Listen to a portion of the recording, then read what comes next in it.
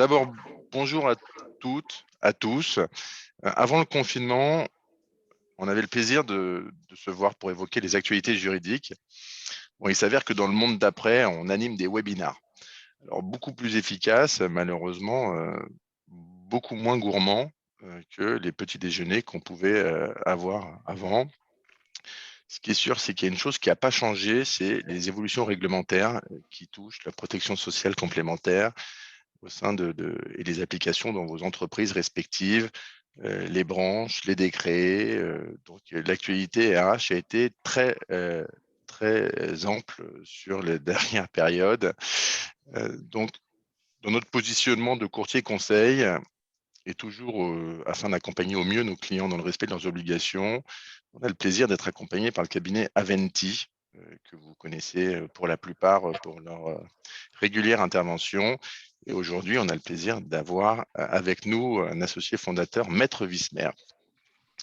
Maître Bonjour. Wismer, Franck, pour ceux qui le pratiquent, figure dans le classement des incontournables de la protection sociale en France. Et on lui a demandé aujourd'hui, après cette grande période de riche actualité, de nous proposer un condensé des dernières mesures, des dernières actualités, pour pouvoir prévoir les prochains mois et les prochaines années de ce que nous allons pouvoir vous accompagner. Laurent, je vais te laisser détailler un petit peu le programme. Merci Edouard, bonjour à toutes et à tous. Je ne sais pas si vous vous rappelez, mais il y a quelques années, on avait une grande marque d'énergie qui faisait sa pub en nous disant que nous vous devons plus que la lumière. Alors, honnêtement, je suis un peu jaloux qu'on n'ait pas pensé avant eux à ce slogan, parce que c'est un peu pareil pour nous. Aujourd'hui, même si ça reste évidemment totalement incontournable, on vous doit plus que le meilleur tarif du marché. Nous vous devons également une constante adaptation à un environnement qui est technique, qui est réglementaire, qui est juridique également, et qui est aussi mouvant que rempli de pièges. Des pièges qui peuvent coûter très cher, financièrement bien sûr, mais également en fluidité sociale ou en attractivité de votre entreprise dans un moment où recruter devient presque impossible à réaliser. Aujourd'hui, donc, Franck Wismer va à la fois rentrer dans ces détails qui vont parfois tout changer, tout en nous parlant d'abord de l'adaptation nécessaire mais non urgente de la définition de vos collèges objectifs dans les contrats d'assurance collective, puis en examinant les nouvelles exigences de l'administration face aux différents cas de suspension de contrats de travail.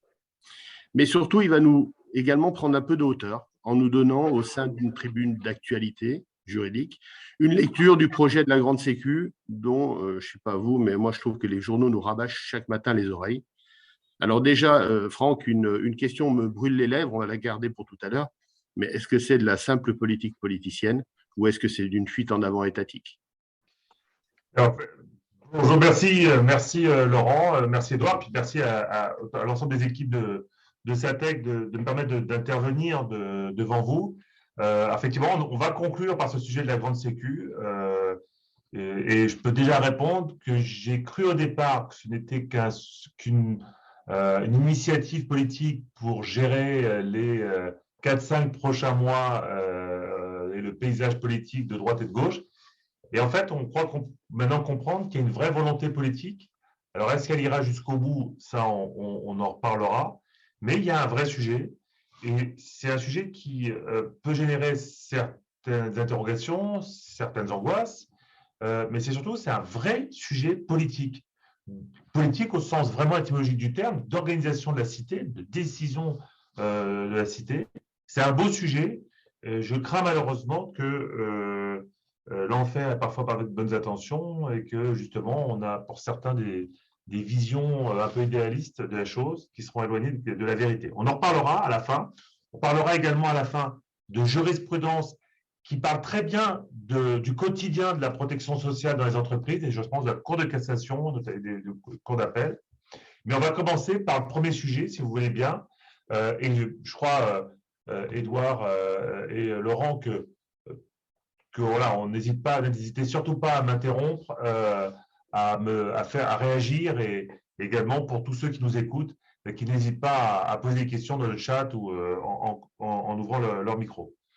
Premier sujet, la refonte des catégories objectives. Alors, point effectivement de vigilance, d'autant plus que nous constatons depuis maintenant 2-3 ans que le sujet de l'exonération de cotisations sécurité sociale applicable au financement patronal des régimes prévoyance santé, mais également retraite, est un sujet que maintenant les URSSAF ont réellement assimilé, et il y a maintenant une vigilance sur Safienne qui n'était pas forcément le cas il y a 5, 6, 7 ou 8 ans. Donc, en entreprise, il faut être vigilant, il faut bien vérifier que vos process RH de formalisation sont bien à jour, et voilà, ce passage au marbre, alors pour les clients de Satec, vous êtes bien entourés, bien conseillés. La seule chose, c'est que, parce qu'on est bien entouré de il ne faut pas vérifier les choses dans la matière. Et c'est vrai que ce premier sujet, qui est la refonte des 4 objectifs, doit peut-être être l'occasion de savoir où vous en êtes exactement sur ce sujet, pour être sûr que votre système fonctionne. Parce que, somme toute, en réalité, sur ce sujet de refonte des 4 objectifs, on va déjà peut-être un peu rappeler, je ne peux pas m'en empêcher, Édouard et Laurent, mille excuses, de faire 2 références de l'histoire, parce que souvent on comprend l'avenir parce qu'on s'intéresse à l'histoire. Et ce qui est intéressant, c'est que quand on voit la question ursafienne des régimes de prévoyance santé, c'est peut-être de rappeler qu'en fait, on est au bout de plus de 30 ans d'histoire en la matière, même quasiment 40 ans, lorsqu'à la fin des années 70, il y avait un inspecteur URSSAF qui s'était posé une question toute bête. Il s'était dit, mais quand une entreprise finance une couverture de prévoyance, même une assurance vie, le fait qu'elle paye une prime d'assurance, c'est un avantage en nature en réalité, puisque ça permet aux salariés de faire l'économie de la dépense tout en bénéficiant de la garantie d'assurance.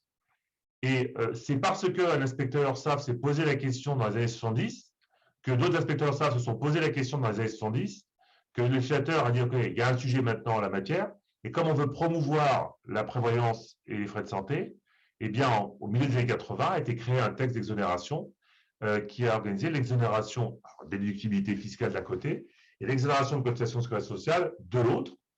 Ce système a vécu tranquillement jusqu'au début des années 2000.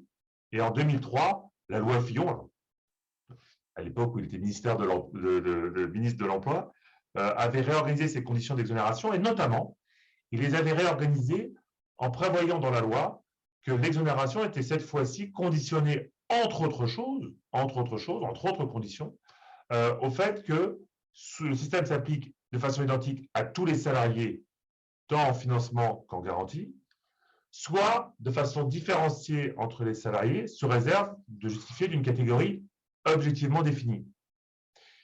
Et en 2003, le législateur n'avait pas défini davantage ce qu'était qu'une catégorie objective. Donc on vivait dans une époque plutôt sympathique où on était assez libre en la matière de définir les choses. Et puis, le seul problème, c'est que le législateur et les pouvoirs publics ont un réflexe pavlovien en la matière, c'est qu'ils ne peuvent pas s'empêcher de rédiger, de contrôler, voilà. Et peut-être ont-ils pensé qu'il y avait des débats sur la notion, par exemple, de cadre dirigeant. Voilà. Ce qui a conduit, au début de la décennie précédente, en 2010, à ce que le législateur précise le texte d'exonération et dise que quand on fait des différences en prévoyance santé, mais également retraite, entre les salariés, soit au stade du financement, soit au stade des garanties, alors pour bénéficier de l'exonération de cotisations sociales, il faut justifier d'une catégorie objective, mais il faut justifier d'une catégorie objective telle que listée sur des critères listés par un décret. Et c'est cette évolution de 2010 qui a renvoyé un décret. Le décret, il est fixé par un article du Code de la Sécurité sociale, qui est l'article R242-1 du 1.1 du Code de la Sécurité sociale. On va y venir dans quelques secondes.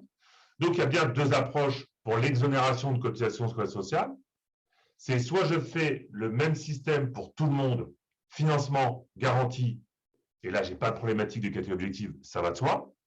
Seulement, je dois appliquer les autres conditions, la valable formalisation du régime par un acte collectif, d'où le fait que soit j'applique strictement la branche, et dans ce cas, l'accord de branche, c'est mon acte collectif, soit je fais autre chose, et là, je dois justifier d'une décision latérale constatée par un écrit remis à chaque salarié, et ou d'un accord collectif, et ou d'un accord référendaire.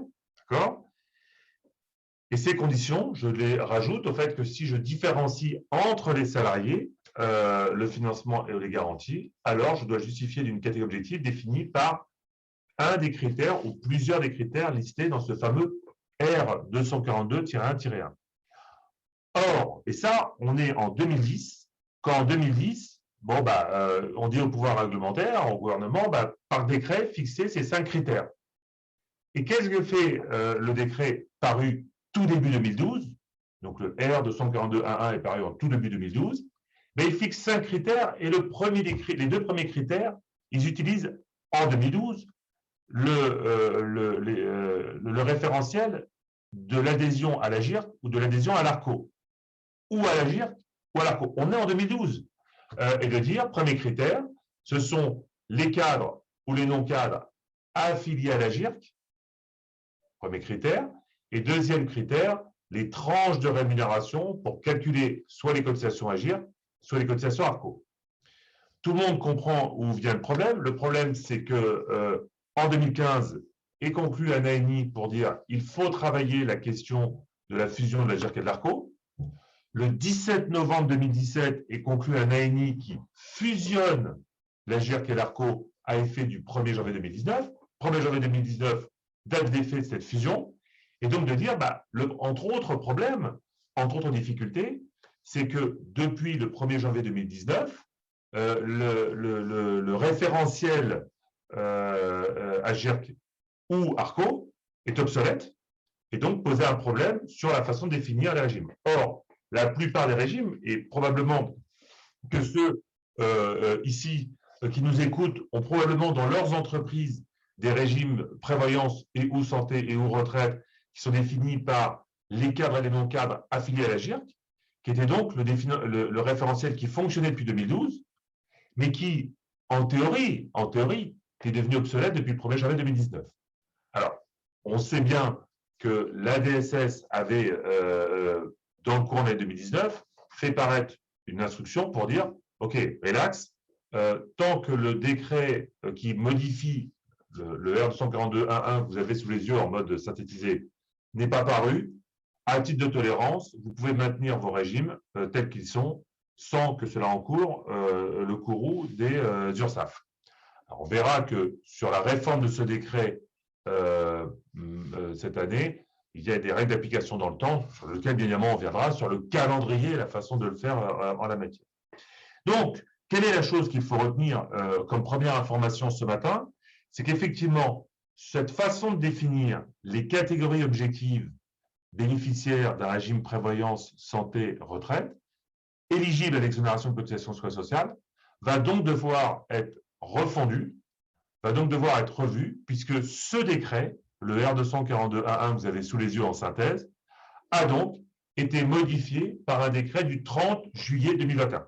Bon, 30 juillet 2021, Édouard, Laurent, vous me permettrez de dire à titre très personnel que ce n'est pas très gentil de la part de l'administration de publier en plein chassé-croisé estival un décret au moment où on essaye de faire rentrer combien que mal les valises dans le coffre et qu'on a déjà la crème solaire entre les mains.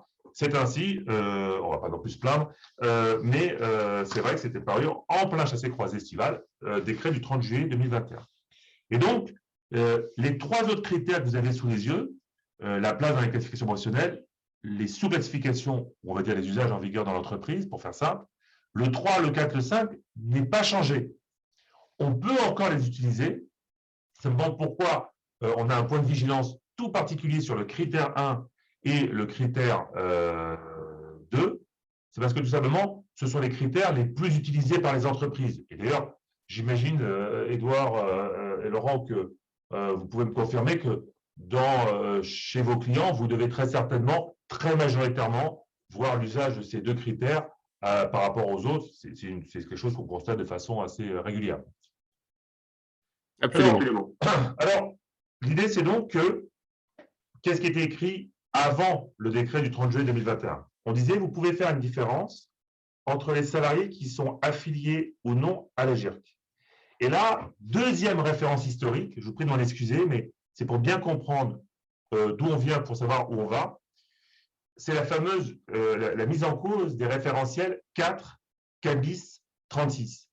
Et qu'il me soit permis de dire, au-delà de l'aspect très, ce qu'on doit faire concrètement, le calendrier, ce que vous devez faire dans vos entreprises, comment vous devez modifier vos actes, qu'il soit permis de dire que derrière cette réforme d'apparence très technique, de la refonte des critères objectifs ouvrant droit à l'exonération de cotisation de sécurité sociale en matière de protection sociale d'entreprise, il y a un très beau sujet également sur l'environnement, le droit social, les relations sociales à travers les décennies. C'est la question de dire, un, qu'est-ce qu'un cadre? Et deux, qu'est-ce qu'un assimilé cadre? Et en creux, derrière ce sujet, il y a cette question qui, en fait, concerne beaucoup d'entreprises. Alors, il y a des secteurs qui ont plus eu recours aux assimilés cadres que d'autres à travers le temps, mais c'est la façon, effectivement, de dire qu'à un salarié, tu occupes des fonctions d'employé, d'agent de maîtrise, qui sont des fonctions qui te conduisent potentiellement à aller vers le statut de cadre. Et on a souvent utilisé la protection sociale comme, j'ai envie de dire, estrade, pour mettre un premier pied vers l'accès au régime des cadres. Et c'est vrai qu'en son temps, tout cela avait été très fortement… alors là, je vous parle d'une époque que les moins de 40 ans n'ont pas connue, donc, pardon, les moins de 50 ans n'ont pas connu, les moins de 60 ans n'ont pas connu. Puisqu'en fait, il ne faut pas perdre de vue que cette notion d'agir, la retraite complémentaire obligatoire des cadres, a été créée, rappelons-le, par une convention collective du 14 mars 1947. 14 mars 1947. Et donc, à l'époque, il y avait un refus des cadres, des salariés cadres, que le nouveau régime d'assurance vieillesse créé par le gouvernement provisoire à la création de l'après-guerre concerne l'intégralité de la rémunération. Et les cadres ont dit, nous, on veut un système qui nous est propre sur une partie de notre rémunération, d'où le fait tout simplement que nous avons tous à appliquer dans notre quotidien RH, notre quotidien monde du courtage, du plafond sécurité sociale. Pourquoi y a-t-il un plafond sécurité sociale régi par l'article 241.3 du Code de la sécurité sociale depuis l'origine?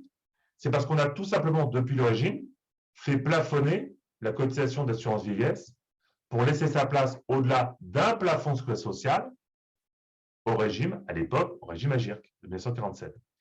Et en 1947, qu'est-ce que dit la CCM de 47? Et je vais essayer de ne pas prendre trop de temps sur ce sujet tout de même.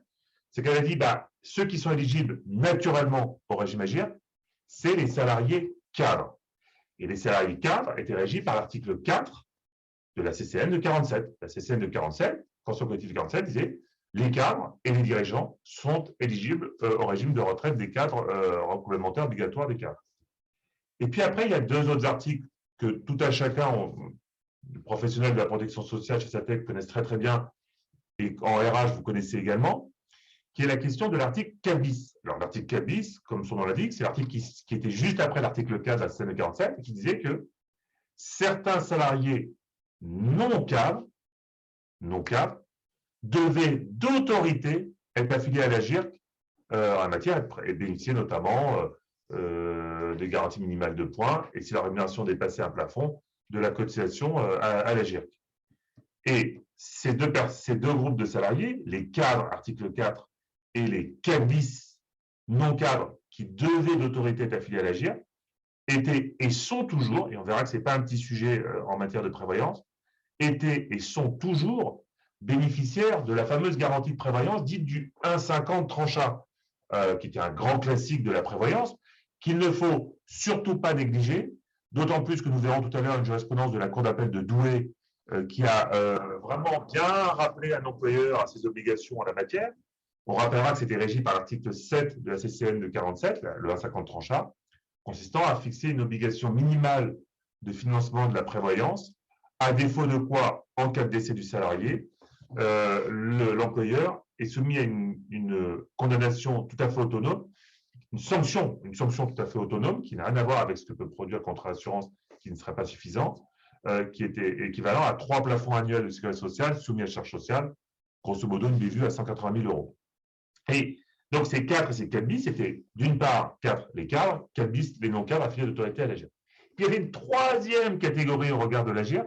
La troisième catégorie, c'était les salariés non-cadres régis par l'article 36 de l'annexe 1 de la CCN de 47, bon, on va oublier cette référentiel, donc 36, quels étaient les non-cadres qui pouvaient adhérer à l'AGIR, pas qui devaient, qui pouvaient adhérer à l'AGIR sur décision collective de l'entreprise. 4, 4 bis 36. J'imagine que vous qui nous écoutez actuellement, vous avez effectivement en tête cette notion de 4, 4 bis 36 qui nous a tous accompagnés pendant des décennies dans nos activités ou pendant des années. Donc 4, les cadres, 4 bis 36, les assimilés cadres, 4 bis qui devaient être affiliés à l'autorité à l'AGIR et qui bénéficiaient du 1,50, les 36 qui pouvaient être affiliés à l'AGIR et qui n'étaient pas bénéficiaires du 1,50 tranche 1. Et donc, on a bâti énormément de dispositifs de prévoyance santé en disant, bah, moi, je fais un régime 4-4 bis versus non 4-4 bis ou 4-4 bis 36 versus non 4-4 bis 36. D'accord? Donc, cadre et certains assimilés cadres versus les autres non cadres. Ça, c'est ce qui existait en la matière. Et donc, que vient modifier le décret?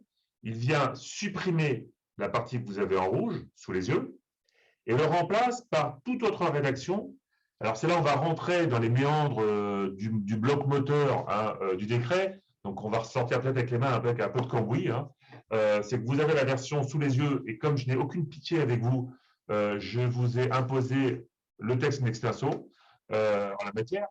De quoi est-il question? C'est de dire que désormais, cette ancienne définition des 4 bis 36 peut être remplacée, doit être le cas échéant remplacé par la notion qui fait référence à l'ANI du 17 novembre 2017. Alors, je précise la chose. Vous avez, le 17 novembre 2017, a été conclu 2 ANI, pas un, mais 2 ANI, 2 accords nationaux interprofessionnels, le 17 novembre 2017. Le premier, c'est celui qui a régi la fusion de la GIRC et de l'ARCO. Donc, c'est un pavé qu'on va mettre de côté avec toute la réglementation fusionnelle GIRC-ARCO.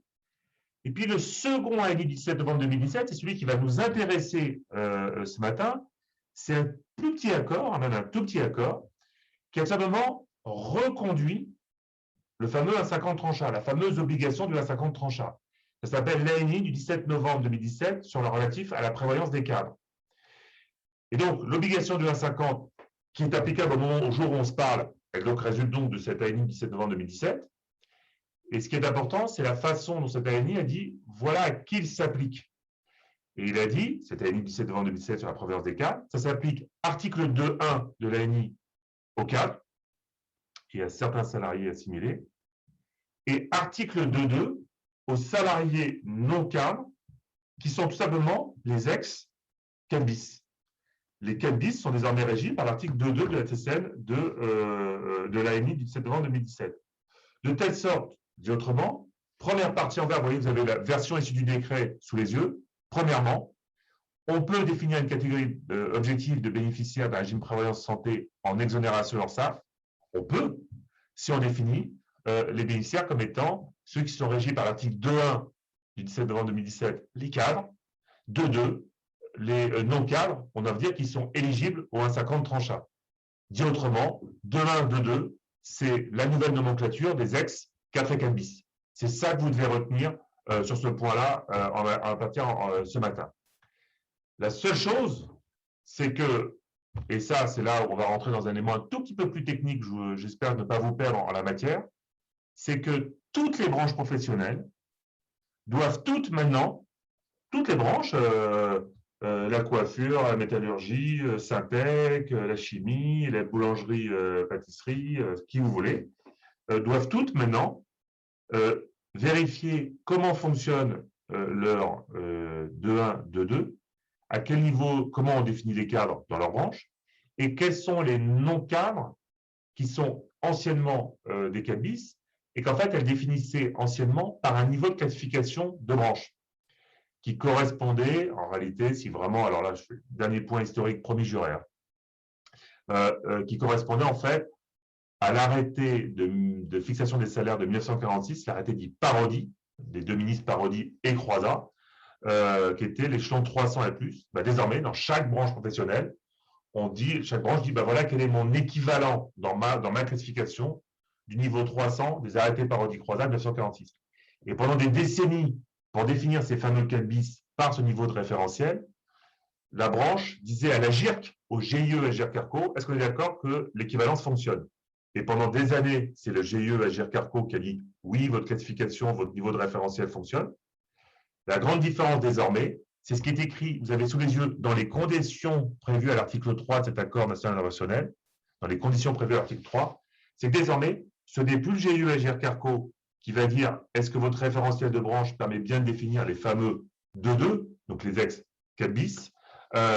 C'est je vois qu'une question a été posée, je vais la reprendre, c'est désormais une commission paritaire au sein de l'APEC, donc l'association de la promotion de l'emploi des cadres, association paritaire, avec à l'intérieur une commission paritaire. Et pour information, 3 branches ont fait l'objet d'un agrément depuis ce décret du 30 juillet 2021. Les 3 branches sont la coiffure et les professions connexes, premièrement. Deuxièmement, l'esthétique cosmétique. Et troisièmement, la production audiovisuelle, qui ont été les 3 premières. Et donc, toutes les branches, et vous, entreprises, vous relevez de branches professionnelles, probablement pour la plupart, pour la quasi-intégralité, eh bien, votre branche va devoir effectivement reprendre un accord pour dire on est bien d'accord que chez nous, les salariés non cadres équivalents 4 bis de l'ancien monde sont toujours déterminés au niveau de tel échelon pour devenir, donc si vous me suivez bien, maintenant on dit des 2-2, de l'ANI du 7 novembre 2017, et le feront valider par l'APEC. Ce qui veut donc dire que quand on sait que les branches professionnelles ont leur propre rythme de négociation, il va leur falloir un certain temps pour que toutes les branches professionnelles fassent ce travail de validation par accord validé par l'APEC. Et on verra que c'est pour cette raison que le décret a prévu une période transitoire très très longue.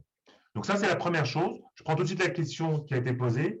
La question que vous posez, c'est est-ce que le type de contrat de travail CDI peut être considéré comme catégorie objective? Réponse non, absolument non, double non. Dans le texte que vous avez sous les yeux, qui est donc, on l'a dit tout à l'heure, c'était l'article R242-1-1 du Code social, vous l'avez, il est écrit en bleu ici, R242-1-1. Il est prévu que la durée du contrat ne peut à lui seul constituer une catégorie objective. Donc, on ne peut pas faire un régime que pour les CDD. D'accord ? La seule chose, c'est la seule exception à ça, c'est quand la branche prévoit qu'il peut y avoir une exclusion pour les CDD en la matière, spécifique de moins de 3 mois. Et on sait aussi que l'article R242.1.2 du Code social permet d'exclure les salariés, mais ce n'est pas une question de CDD, c'est une question d'ancienneté dans l'entreprise pour les moins de 6 mois en frais de santé et les moins de 12 mois au plus en matière de prévention. Et pour bien répondre à votre question, la durée du contrat n'est pas un critère validant pour une catégorie objective. D'accord ? Et cette notion, ça vaut également pour l'âge, la durée du contrat, l'âge, le sexe et il me manque un quatrième critère qui ne peuvent pas être des critères pour définir un objectif. Donc, premier point, on a donc, aujourd'hui, on nous dit, les catégories objectives, c'est soit les cadres, parce que je fais un régime que pour les cadres, mais attention, quand je dis les cadres, vous m'avez compris, c'est les vrais de vrais cadres. Édouard, il y a une question peut-être, Édouard, qui a levé la main. Donc, on comprend, mais je crois que c'était dans le sens de ta conclusion que toutes les références aux articles 4 seront remplacées par 2.1 et 4 bis éventuellement en D2 par rapport à cet nouvel accord. Oui, d'abord, il y a un délai pour mettre ça en place. Il n'y a pas une urgence absolue ou il y a une urgence absolue et un peu quelle va être la démarche pour les sociétés, notamment sur la partie des articles 36, pour faire valider quelle catégorie peut rentrer, la démarche opérationnelle. Comment est-ce qu'on fait valider qu'une catégorie peut rentrer dans ces nouveaux champs d'application? Bien évidemment, on va prendre ça, c'est une question très importante, c'est comment on va faire in concreto. En tout cas, pour être sûr que, et j'ai vu qu'une question a été posée, je vais la prendre sur la métallurgie dans quelques minutes.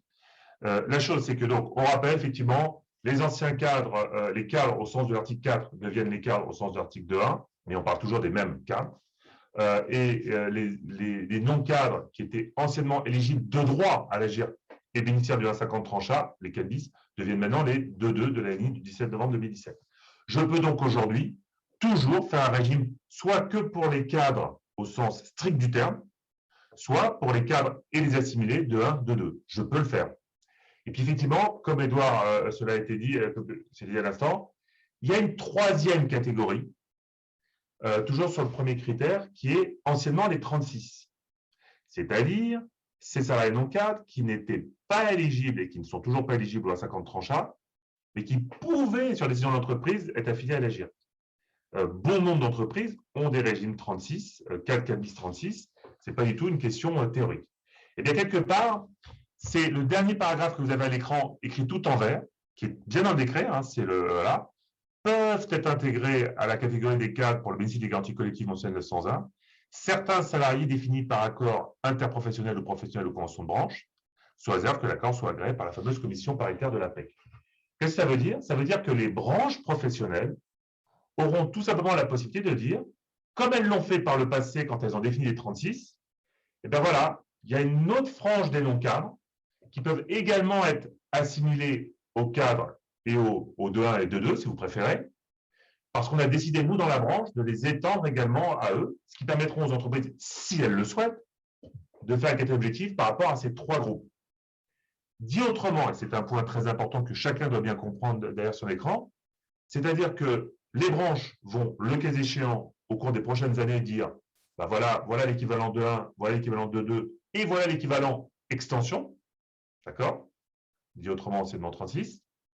Mais une fois que la branche aura fait ça, que ça aura été validé par l'APEC, l'entreprise relevant de la branche, elle sera libre de faire la catégorie objectif comme elle le veut. Elle pourra faire un régime tout salarié sans aucune distinction.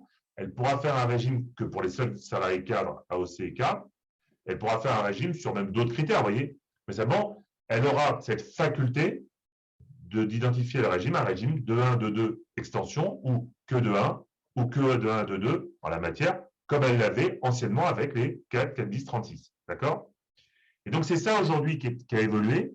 Et donc, une fois encore, et c'est là où l'histoire est très intéressante, c'est si je peux mettre un petite incise sociologico-juridique, c'est de dire comment les branches vont s'emparer de ce sujet, de cette population des assimilés cadres, c'est-à-dire, une fois encore, des 2.2, éligibles au A50, où là, il faut qu'on se dépêche pour savoir qui est éligible au A50, pas d'autres, mais également, quels peuvent être ces salariés non cadres dont on aurait la faculté d'étendre une garantie de prévoyance santé améliorée.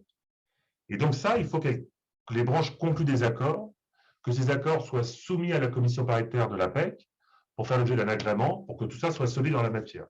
D'accord? Donc ça, on retient la chose. Anciennement, 4 bis 36, nouvellement, respectivement, 2.1, 2.2 et extension par accord de branche.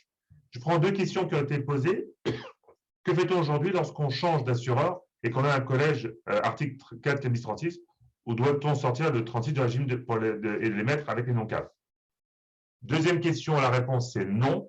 On va voir en la matière qu'il y a une période transitoire et que donc il ne faut pas s'en inquiéter forcément. Je prendrai ça tout à l'heure, je reprendrai la question, je la réserve comme on dit en cuisine, et je la reprendrai tout à l'heure s'agissant de comment on fait le délai. Il y avait une autre question, donc je garde la question de Valérie de Beaumont que je reprendrai. Deuxième question, vous avez posé dans le… Alors, il y a le fil du chat de la discussion, puis il y a les questions et réponses. Bonjour, la réforme de la métallurgie prévoit de supprimer la notion de cadre non-cadre. Quels critères pourraient être retenus? Alors, de deux choses une. Soit effectivement la métallurgie abandonne, alors, ce n'est pas tout à fait sûr que la métallurgie fasse comme ça. C'est un énorme sujet, très très prégnant dans le monde de la CCM métallurgie, qui est la question de savoir, aujourd'hui, vous avez des accords de branche chez ce qu'on appelle les mensualisés, les ouvriers, et puis vous avez l'autre catégorie de salariés. La question est de savoir si la branche ne va pas revoir complètement sa classification à travers une seule et même convention collective. Ce que je peux répondre à la matière, c'est effectivement de dire que je serais surpris que la branche froidement dise qu'il n'y a plus aucune différence entre les cadres et les non-cadres. Je serais très surpris. Si par hasard la branche venait à dire qu'il n'y a plus aucune différence entre les cadres et les non-cadres, ça voudrait dire effectivement qu'on ne peut pas utiliser le critère 1 dans la métallurgie. Je réponds bien à la question, je serais très très très surpris qu'on aboutisse à cette issue.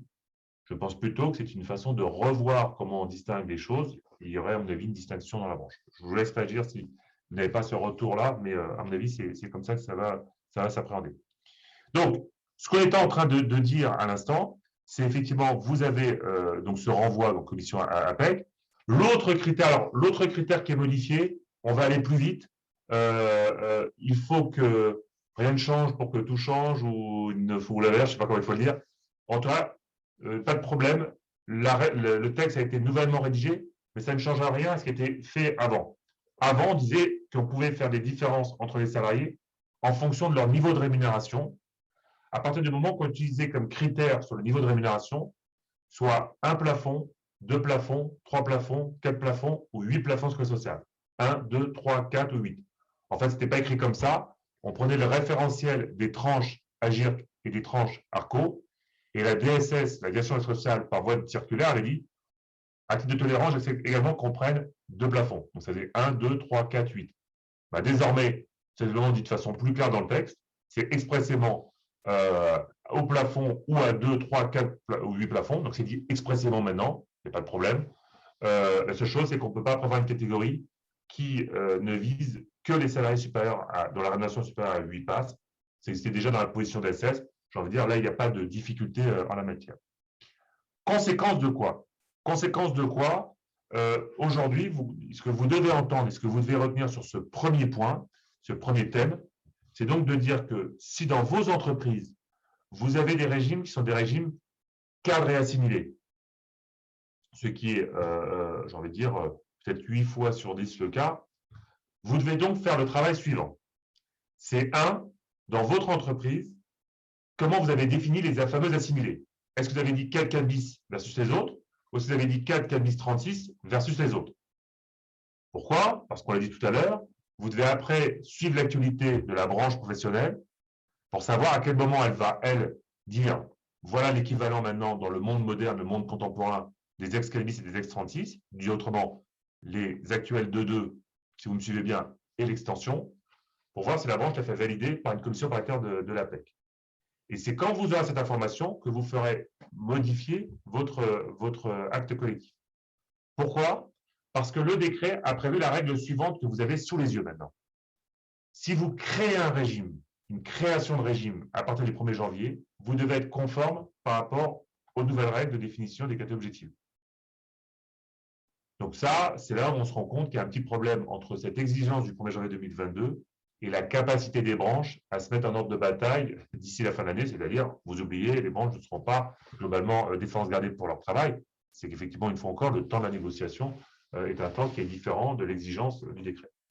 Mais si on s'intéresse, et là je vais rejoindre la question de Valérie de Beaumont, si on s'intéresse à ce que vous avez aujourd'hui dans vos entreprises, c'est-à-dire des régimes existants avec le cas échéant des définitions 4.4.10 ou 4.4.10.36. Donc, des régimes qui existent déjà au 1er janvier 2022. Ce que dit le décret, c'est que vous avez une période transitoire pour vous mettre en conformité qui court jusqu'au 31 décembre 2024. 2024.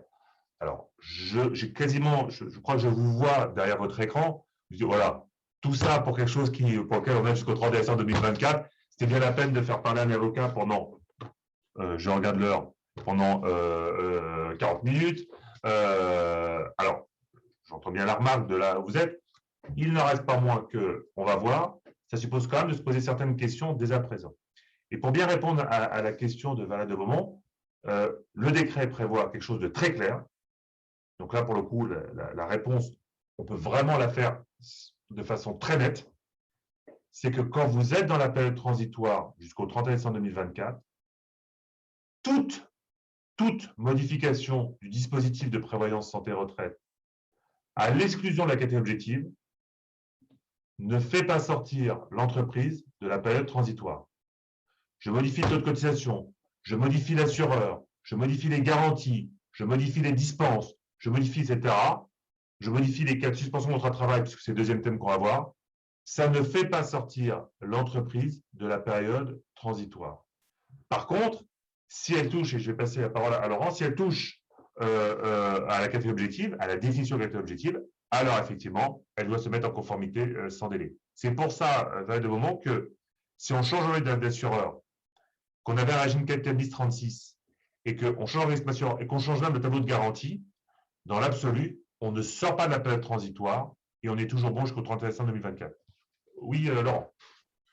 Oui, comme tu le sais, j'ai l'avantage ou l'inconvénient d'avoir une trentaine d'années derrière moi dans ce métier-là et d'avoir vécu quelques périodes transitoires sur différents sujets aussi variés que désagréables. On constate que généralement, dans cette période-là, il peut y avoir encore des modifications. Donc moi, j'ai toujours un peu tendance à dire, il faut se presser, mais il faut se presser lentement. Et si on a 2 ans pour le faire, ça ne sert à rien de le faire tout de suite. Il peut y avoir encore des modifications qui fait qu'on aura plus de recul d'ici 1 an ou 1 an et demi. Alors oui, c'est notamment, alors certaines personnes disent que l'avantage, c'est que si on ne le fait pas tout de suite, en fait, bon, moi, je suis tendance plutôt en tant que conseil. Alors, on sait qu'on a une forte collaboration avec les équipes de SATEC sur la partie juridique, puisqu'on est en relation, j'ai envie de dire, continue au cours de l'année pour appréhender toutes ces questions juridiques. Nous, on a une capacité à nous assumer en la matière, mais c'est vrai, Laurent, ta remarque est très juste, qui consiste à dire que pourquoi on a plutôt la vocation, on a 2 raisons principales à éventuellement essayer d'attendre dans l'idéal. C'est que d'abord, bon, il est possible quand même que la DSS donne son point de vue sur comment fonctionnent ces règles-là, notamment, et là on l'évoquera tout à l'heure, dans la mise en ligne de la partie protection sociale dans le BOSS, le bulletin officiel de sécurité sociale, on le reprendra tout à l'heure. La deuxième raison, toute basique qu'on a évoquée déjà il y a quelques minutes, c'est que la plupart des branches n'ont pas dit quels étaient chez elles l'équivalent désormais du 2.2 et de l'extension ex-36. Donc aujourd'hui, on est encore sur les ratios des 4 bis 36 de branche, on n'a pas encore les nouveaux ratios. Donc de ce point de vue-là, ce seul point-là justifie à ce qu'on ne recrante pas différemment les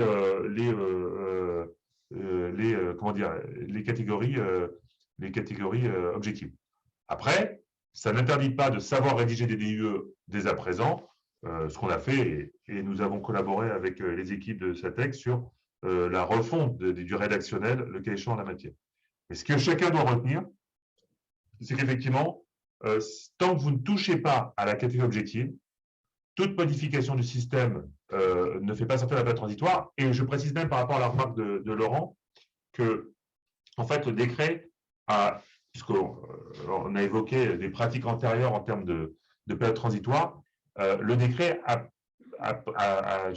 pris toutes les leçons des périodes transitoires antérieures.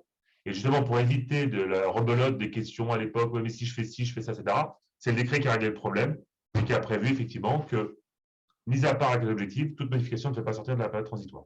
Donc, Valérie Daubon, voilà la réponse. Je peux changer d'assureur, je peux même changer les garanties, je peux modifier ma typologie de financement, de prime, mais tant que je ne modifie pas avec l'objectif, je reste dans la période transitoire. Je ne sais pas si, Edouard, il y a une autre question ou une autre réaction sur ce point-là. Donc, concrètement, s'il n'y a pas d'autres questions. Non, mais en résumé, si on ne touche pas à la catégorie objective, c'est vrai que c'est la période transitoire la plus souple qu'on ait connue, puisque notamment avec le parti contrat responsable, on se souvient qu'il fallait toucher à rien, sinon il fallait directement rentrer dans le nouveau décret. C'est ça que mais une fois encore, la chose, c'est que ce qu'il faut, oui, c'est vrai que c'est l'exemple du contrat responsable est un très bon exemple. Après, ce qu'il faut quand même, je pense, se dire, c'est que cette question de la refonte des catégories objectives, moi, je vous la présente en essayant de vous la simplifier au maximum, ce qui peut donner une impression que, bon, en fin de compte, il n'y a rien à faire, et puis voilà. Non, ça pose quand même la question de savoir, c'est l'occasion pour tout à chacun de se dire quelle est la pertinence des différences que je fais au sein de mon entreprise, au sein de mon groupe. Pourquoi je fais un effort financier plus important pour les cadres, assimiler les cadres? Quels sont les assimilés cadres chez moi? Ça ne doit pas interdire cette réflexion en la matière. Et surtout, ça doit surtout pour tout à chacun, et ça vaut pour toutes les activités de droit social, de toujours, là encore, bien suivre l'actualité de la branche, d'où la question sur la métallurgie, c'est très utile. Et donc, effectivement, là, il faut quand même bien suivre l'actualité de sa branche professionnelle. Une fois encore, très récemment, l'APEC a validé 3 branches et ces validations, on va les voir se diffuser au fil du temps. Y a-t-il d'autres questions sur les catégories objectives? Donc, une fois encore, hein, bien sûr, il n'est pas dit que les catégories objectives soient les fameuses extensions X36 soient nécessairement les mêmes que par le passé. Attention, les lignes peuvent légèrement bouger en la matière, donc suivez bien l'actualité de vos branches professionnelles. Je me permets donc de passer, une fois qu'on a dit ça, parce que je vois qu'il n'y a pas d'autres questions, au sujet qui suit, qui est un sujet, j'ai envie de dire, post-Covid, qui est le sujet des suspensions de contrats de travail et des régimes de prévoyance santé. On va même rajouter retraite. Alors, on est tous sortis de cette période, malheureusement, qu'on souhaiterait voir loin dans le rétroviseur et qui, malheureusement, reste toujours dans le paysage, qui est la question des périodes très difficiles de 2020, 2021, début 2021, sur les problématiques liées à l'activité partielle normale ou l'activité partielle de longue durée. On se souvient en son temps que c'était beaucoup posé de questions pour dire, mais en fait, comment fonctionnent les opérations de prévoyance, comment fonctionnent les assiettes de cotisation, comment calcule-t-on les assiettes de prestations, ce qui est un sujet particulièrement sensible, notamment s'agissant de la prévoyance lourde, avec parfois des contrats qui décorrélaient d'une part l'assiette des cotisations et d'une part l'assiette des prestations, avec potentiellement un risque réel, c'est que pour les assureurs, il n'y ait pas de financement, mais qu'en revanche, il y ait bien des garanties qui soient dues sur… Voilà. Donc, le législateur a pris en compte cette situation, était intervenu par une loi du 17 juin 2020, pour dire de façon autoritaire, voilà des règles minimales que vous devez appliquer dans vos publics. Ça avait été commenté par une instruction en novembre 2020, et quelque part, là encore, au printemps dernier, en fin de printemps dernier, la DSS a tiré tous les enseignements et a diffusé une instruction du 17 juin 2020, instruction du 17 juin 2020, juin 2021, vous avez corrigé de vous-même, sur la façon de comprendre comment on doit fonctionner en matière de suspension de contrat de travail. Quel est le sujet? Le sujet, je le rappelle à tout le monde, c'est qu'on l'a dit tout à l'heure, pour bénéficier des exonérations de cotisation sur la sociale, il faut que le régime s'applique de façon collective, soit à tous les salariés, soit à les catégories objectives de salariés, très bien, mais également, attention, il faut qu'il s'applique de façon obligatoire. C'est une des exigences en la matière, c'est que le régime s'applique de façon obligatoire aux salariés concernés, sous réserve des cas de dispense valablement prévus et appliqués. Bien. Et bien justement, depuis qu'il y a cette exigence du caractère obligatoire, donc depuis la loi du 21 août 2003 que j'ai cité tout à l'heure, c'était posé la question de dire, ouais, mais comment on fait pour les cas de suspension de contrat de travail? Et dès 2009, la DSS était intervenue pour dire, bah, écoutez, par une instruction donc, de janvier 2009, dans une fiche spécifique, une fiche numéro 7, elle avait dit, bah, écoutez, moi, DSS, je considère que est conforme au caractère obligatoire si, en cas de suspension de contrat de travail justifiant un maintien de salaire total ou partiel ou l'attribution des JC, donc c'était lié en fait à l'arrêt de travail, tant que vous maintenez le régime dans ces deux hypothèses-là, arrêt de travail justifiant un maintien total ou partiel de salaire ou un des versements d'IJC, l'indemnité journalière complémentaire, je considère que dans ce cas-là, vous respectez le caractère obligatoire. Par contre, si vous ne maintenez pas les régimes dans cette des hypothèses-là, vous ne respectez pas l'exigence du caractère obligatoire, et moi, d'essai, je dis aux URSSAF de redresser. Pour les autres cas de figure, tous les autres cas de suspension de contrat de travail, sans solde ou avec rémunération, vous faites ce que vous voulez et vous le prévoyez dans l'acte collectif, vous faites ce que vous voulez. Quel est l'apport de l'instruction du 17 novembre 2017? Vous l'avez sous les yeux. C'est du 17 juin 2021, je vais y arriver, excusez-moi, du 17 juin 2021, c'est d'avoir dit la même chose, mais en précisant en plus que pour respecter le caractère obligatoire, il faut également maintenir les régimes prévoyance et santé dans les cas de suspension autres qui font l'objet d'un revenu de remplacement versé par l'employeur. Et ça veut dire qu'il faut modifier les actes collectifs pour prévoir cet autre cas de suspension de contrat de travail qui doit faire l'objet d'un maintien des régimes prévoyance santé. Alors là, attention, on va rentrer dans des subtilités absolument remarquables. Je suis désolé, mes amis de SATEC, je vais un peu être casse-pied là. Je vais vraiment rentrer voilà, dans vraiment du tout petit détail. Voilà, mais ça me semble quand même important de le préciser. Autant l'obligation de maintien du régime en cas de suspension, arrêt de travail, maintien de salaire ou IJC vaut pour la prévoyance, la santé et la retraite à cotisation définie. Autant la nouvelle exigence que vous avez en bleu sous les yeux, qui consiste à dire que je dois maintenir également en cas de suspension où on perçoit un revenu de remplacement autre, ça ne vaut que pour la prévoyance santé, ça ne vise pas pour la retraite. Et donc, on vise tous les cas de suspension de contrat de travail qui ne sont pas liés à l'arrêt de travail et qui font l'objet d'un revenu de remplacement versé par l'employeur.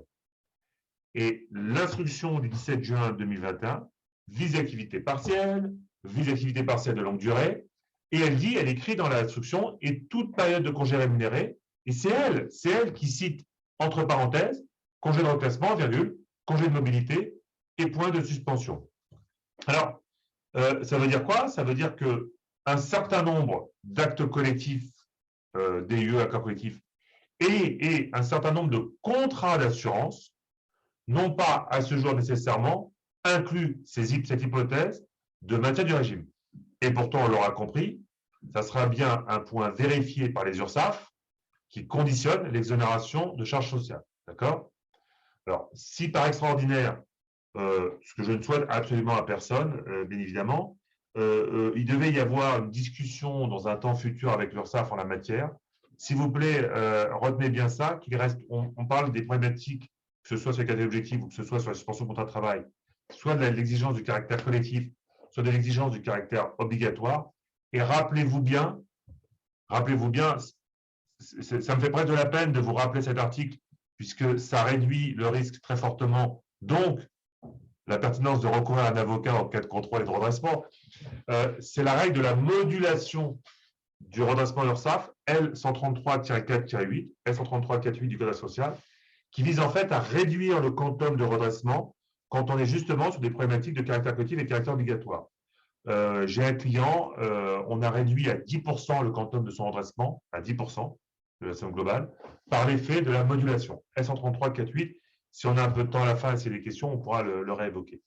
Il ne reste pas moins que désormais, et votre acte collectif et le contrat d'assurance doivent désormais inclure, pour être conforme aux exonérations URSSAF, le cas de suspension de contrat de travail où on perçoit un revenu de remplacement versé par l'employeur, qui doit donc être ouvert. Pour les autres cas de figure, alors, on est toujours à la même chose, c'est-à-dire l'employeur fait ce qu'il veut dans l'acte collectif, soit il prévoit que le régime est suspendu dans ces hypothèses-là, soit il prévoit que le régime est maintenu, mais avec un financement que salarié, soit et avec donc un RIB qui permet de… Voilà, soit il prévoit qu'en fin de compte, il maintient le régime et il maintient le financement patronal. Mais ça, on fait ce qu'on veut dans l'acte, et ça, on arbitre.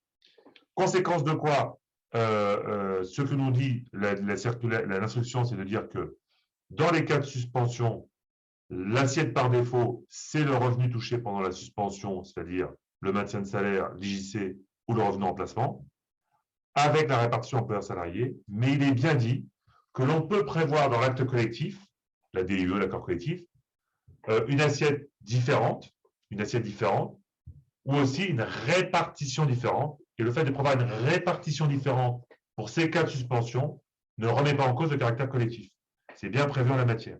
Pourquoi? Parce que je veux dire que dans certains cas, effectivement, ça s'est prévu, vous êtes en activité partielle, je considère que je ne vais pas vous faire peser une cotisation plus importante par rapport à votre rémunération, et donc je vais, moi, employeur, intervenir à ce moment-là pour prendre en charge de façon plus importante la cotisation.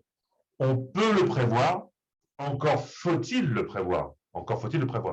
Ça veut donc dire que l'acte juridique, la DUE, va donc devoir être modifié potentiellement, si vous me suivez bien, potentiellement dans les temps à venir sur deux séries d'aspects. Un, la catégorie objective, 4 bis remplacé par 2-1, 2-2 et assimilé. Et deux, les cas de suspension de contrat de travail, avec donc cet arbitrage de dire comment j'interviens. Est-ce que je dis que c'est uniquement sur le revenu en placement, même répartition, ou est-ce que j'ai une pratique plus favorable pour ces cas de suspension de contrat de travail? Mais ça, il faut le prévoir, il faut le rédiger dans l'acte collectif. D'accord? Donc ça, c'est un point sur lequel il faut être vigilant. Et après, la mise en œuvre dans le temps, attention, désolé, j'espère que vous n'allez pas avoir une indigestion de période transitoire. parce que l'instruction a elle-même prévu sa propre période transitoire, on n'en peut plus, stop. Alors là, en plus, c'est une sorte de cauchemar de position doctrinale de l'administration, parce que vous avez l'instruction du 17 juin 2021, et puis complétée par une lettre DSS du 19 octobre 2021, où vous essayez de rattraper la sauce. Alors, c'est vraiment un cauchemar de position administrative. Qu'est-ce qu'elle dit? Elle dit, à partir du 1er janvier 2022, le contrat d'assurance, pas l'acte collectif, le contrat d'assurance doit être conforme à ces nouveaux cas de suspension pour lesquels on maintient le régime. Après, si vous avez un régime par DUE, votre DUE doit être mis en conformité sur cet aspect suspension au 1er juillet 2022. Et si vous avez un accord collectif d'entreprise ou un accord affaire, mais également un accord de branche, il doit être mis en conformité avant le 1er janvier 2025, au plus tard au 31 décembre 2024. Alors pourquoi cette différence entre la DUE et l'accord collectif? C'est parce qu'on est parti surtout, je pense que dans l'esprit de la DSS, c'est surtout les accords de branche pour laisser à la négociation le temps de se mettre en conformité. Bon, donc tout ça est un petit peu comme un petit compliqué. Et c'est qu'à rajouter la lettre DSS du 19 octobre 2021, vous l'avez en bas de page, c'était de dire que si les assureurs ne sont pas en situation de pouvoir se mettre en conformité dès le 1er janvier 2021, on leur laisse un an de plus. Alors, c'est vraiment, c'est là où je dis qu'il y a un petit côté cauchemardesque. La DSS, la Direction sociale, elle dit on vous laisse un an de plus, mais sous réserve que l'assureur génère une information pour tous les assurés pour prévoir les cas de suspension. Mais nom de nom, si les assureurs soit ils modifient leur contrat, mais sinon pour qu'ils arrivent avec la volumétrie qui est la leur à diffuser une lettre au 1er janvier pour dire que ça sera. Je crois que Édouard et Laurent, vous serez d'accord avec moi qu'il est assez peu probable qu'une telle communication arrive à se mettre en œuvre. Je crois qu'on peut être d'accord pour dire cela. Je ne sais pas si je vous laisse réagir en la matière. Oui, mais par contre, au moins pour une fois, nos assureurs vont servir à quelque chose. Je ne l'ai pas dit. Et ils vont être obligés effectivement d'informer via avenant certainement l'ensemble des clients. Et par conséquent, on a jusqu'au 1er, moi je retiens qu'on a jusqu'au 1er juillet 2022 pour se pencher sérieusement sur le sujet avec tous nos clients. Sur la partie, oui, pour ceux des entreprises qui effectivement ont une DUE, qui sont Absolument. par DUE. Ce qui est fréquent quand même. Oui, bien sûr.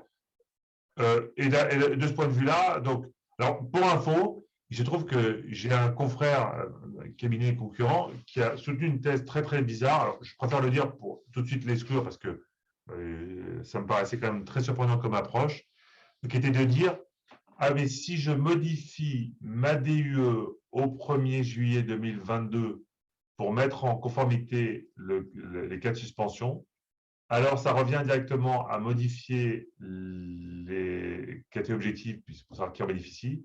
Donc je sortirai de la période transitoire sur la partie catégorie objective. Stop, on oublie ça. Si c'est venu à vos oreilles, tâchez de l'oublier. Ce n'est pas sérieux 2 secondes. Non. Si je modifie ma DIE pour prévoir le cas de suspension qu'on a évoqué, je ne sors pas de la période transitoire sur les catégories objectives. Par contre, si j'ai un régime 4 bis, je peux très bien, dans ma DIE au 1er juillet prochain, dire que c'est un régime 2-1, 2-2 et de prévoir le cas de suspension. Et dans ce cas-là, je suis complètement conforme et mis à jour. Ça, ce n'est pas interdit. Mais en revanche, voilà, on peut le faire en 2 temps. C'est ça que je voulais préciser. Oui, Édouard. Et accessoirement, ma DUE peut déjà prévoir le cas de suspension. Et tout à fait. Il y a bien sûr des cas où des ordres d'entreprise avaient prévu déjà par le passé, tout à fait, ces cas de suspension. Mais ce qu'il faut bien retenir, attention. Qui est la plupart des DUE qu'on a communiqué et qu'on a transmis en mode d'information auprès de nos clients. Donc, pas de panique. Avant toute modification, il y a une analyse de la décision unilatérale qui a déjà été faite et qui permettra de voir, au cas échéant, s'il y a une modification à apporter ou pas. Bien évidemment, c'est ça. Bien sûr, on ne va pas modifier quelque chose qui est déjà en conformité. C'est important, effectivement, de se le dire. Mais en tout cas, attention, quand même, là où vous devez avoir un point de vigilance en entreprise, c'est de dire que, dit autrement, ça paraît très technique et ça paraît très pointu comme sujet, mais l'air de rien, il faut y regarder à 2 fois quand même. C'est que la mise en conformité sur les cas de suspension, une fois encore, retenons bien ça. Prévoyance santé retraite, je dois maintenir le régime en cas d'arrêt de travail, maintien de salaire ou en cas d'arrêt de travail, JC, d'une part. Et d'autre part, que prévoyance santé, je dois également maintenir le régime en cas de suspension qui fait l'objet d'un revenu de remplacement. Ce n'est pas que l'activité partielle. Hein. Quand on a parlé tout à l'heure de congé de remplacement suite à PSE, par exemple, ça vise ce cas de figure. Donc, vigilance en la matière, ça vise d'autres cas de figure. Je peux avoir des congés avec solde, hein, des cas de suspension avec solde, et dès que j'ai un revenu de remplacement, je dois bénéficier du régime. Hein. Donc, attention à bien distinguer les différentes hypothèses. D'accord. Je ne sais pas s'il n'y a pas de, je regarde, il n'y a pas de questions sur la partie suspension. Je crois donc qu'on peut avancer en la matière. Et le dernier point lié à ces problématiques, et je crois savoir sur l'ensemble des clients de Satech que les deux secteurs sont concernés dans votre clientèle. On le sait, c'est donc cette loi du 5 août 2021 qui a prévu le recours au pass sanitaire ou à l'obligation vaccinale. Donc, ces secteurs sanitaires, dans certains secteurs, sont principalement les secteurs avec lien avec le public. Et précision, pour le personnel qui est en lien avec le public, qui doit donc présenter un pass sanitaire obligatoire. Et pour le secteur sanitaire et médico-social, le fait de devoir justifier de l'obligation vaccinale, un vaccin puis deux vaccins. Et que dans les deux cas de figure, soit dans les secteurs restaurants, cinéma, si on ne présente pas un pass sanitaire, suspension du contrat de travail sans rémunération, et dans les secteurs sanitaires et médico-social, pas d'obligation vaccinale, pas de justification du vaccin, interruption de suspension du contrat de travail avec interruption de la rémunération. Mais, et c'est le mais qui est très important, pour le seul secteur sanitaire et médico-social, les sénateurs, quand ils ont adopté la loi du 5 août 2021, lastminute.com, si je peux parler ainsi, ils ont rajouté une phrase. Et c'est cette phrase qui pose un petit problème, mais qui aurait peut-être mérité d'être un peu mieux rédigée, pour tout dire. Ils ont dit, pour le cas des salariés du secteur sanitaire et médico-social qui ne justifient pas de leur obligation vaccinale, qui sont donc en suspension de contrat de travail sans rémunération, pour ces salariés-là, alors la loi dit, pendant la suspension de contrat de travail, ces salariés conservent le bénéfice des garanties de protection sociale complémentaire auxquelles il a ou ils ont souscrit. Dans l'idée du législateur, c'est de dire, dans ces situations-là, vous, salariés du secteur médico-social, sanitaire et médico-social qui n'avez pas justifié votre obligation vaccinale, votre contrat de travail est suspendu sans rémunération, mais vous, entre guillemets, bénéficiez toujours des couvertures de protection sociale. Sauf que ce n'est pas écrit comme ça. Et c'est très malheureux de l'avoir mal rédigé parce que le texte dit le salarié conserve le bénéfice des garanties de protection sociale complémentaire auxquelles il a souscrit. Alors, je ne vais pas faire l'usine à problème en la matière. Enfin, d'abord, c'est quelle garantie de protection sociale? Je vois que c'est les garanties sans distinction. Et c'est une question qui est posée à l'instant, santé et prévoyance. Je vais même plus loin, puisque c'est une question qui vient d'être posée à l'instant par Martine Printemps. Santé et prévoyance et retraite 83, le cas échéant, si ils sont concernés, et retraite 83, puisque c'est les garanties de protection sociale complémentaire sans distinction. Sauf qu'il y a une autre précision, et là, ça permettrait une approche assez offensive en la matière, c'est que le texte prévoit conserve le bénéfice des garanties de protection sociale complémentaire auxquelles il a souscrit. Il a souscrit. Alors, vous allez dire, je vois certains qui commencent déjà à lever les yeux au ciel en disant « Ah, ça c'est les avocats qui voient des problèmes, il n'y en a pas. » Mais mon problème, c'est quand je suis salarié, je ne souscris pas une garantie collective de protection sociale, j'adhère à une garantie collective. Enfin non, au sens, la souscription, c'est un acte de consentement. Quand je souscris mon assurance auto, je consens à l'assurance par mon acte de souscription. Alors que quand je rentre dans une entreprise, il y a un contrat qui a déjà été souscrit par l'employeur et j'adhère à ce contrat. Et donc, la question qu'on se pose, c'est est-ce qu'on ne doit pas considérer que par la notion de « il a souscrit », ça ne viserait que, par exemple, des options, ou, parce qu'il bien sûr n'aurait guère de sens. Donc, je ne suis pas persuadé qu'il faille aller dans ce type de subtilité, quoique j'ai connu des clients de ce secteur-là qui avaient dit « nous, on ne maintiendra pas et on assume de ne pas maintenir ». Alors, je pense que ça peut se soutenir en matière de frais de santé, ça pourrait après se soutenir en matière de retraite. en matière de prévoyance, on prend un risque quand même réel, parce que si un salarié qui n'a pas justifié son obligation vaccinale, qui est donc en suspension de contrat de travail sans rémunération, et a un sinistre qui génère une invalidité ou un décès, pire un décès, on rentrera dans des contentieux qui paraissent des contentieux extrêmement compliqués, non souhaitables. Et ça veut donc dire que pour ceux d'entre vous, clients de Satec, qui relevaient du secteur sanitaire et médico-social, ou bien sûr pour les collaborateurs de Satec qui accompagnent cette typologie d'entreprise, il faut être en vigilance de cette question, étant précisé que pour un certain nombre de cas, on est dans cette situation. Et donc, il faut assez rapidement que la question soit au moins couverte par l'assureur, par les notes de couverture de l'assureur, pour pas qu'il y ait de doute en la matière le jour où le sinistre survient. Je ne sais pas si ça fait réagir ou pas. Non, dans ce cas-là, j'avance. Non, ça avait été identifié hein, auprès d'un certain nombre de clients, même. Tu as été même sollicité pour avoir une lecture précise de ces décrets-là qui ont encore été publiés cet été. Donc, en effet, on a eu un été riche en échanges juridiques oui. suite à ce sujet-là. Donc, en résumé, il faut voir ça avec l'assureur et surtout au moins avoir identifié la situation en interne auprès des entreprises pour savoir que ce sujet-là est sous-jacent à l'activité des collectives. Mais bon, en général, les entreprises qui sont concernées par l'obligation vaccinale l'ont identifié assez rapidement, puisqu'on parle de personnes qui sont en suspension de contrat de travail pour refus d'être vaccinées auprès du contact des clients. Donc, quand même plutôt très identifié et globalement assez peu fréquent.